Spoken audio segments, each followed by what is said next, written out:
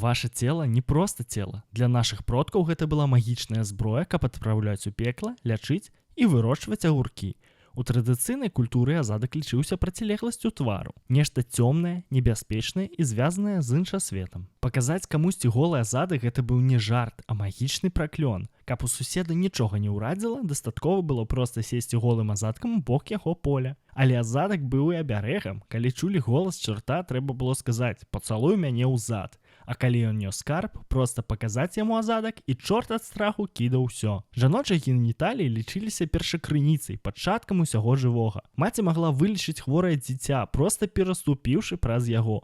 Але гэтая ж сіла магла быць небяспечнай. Калі жанчына прысвеціць над чужым дзіцём, яно магло назаўжды перастаць расці. А мужчынскі пачатак? У беларускай культуры фалас быў сімвалам космасу, плённасці і самого жыцця. Яго культ прасочваўся ва ўсіх галоўных святах.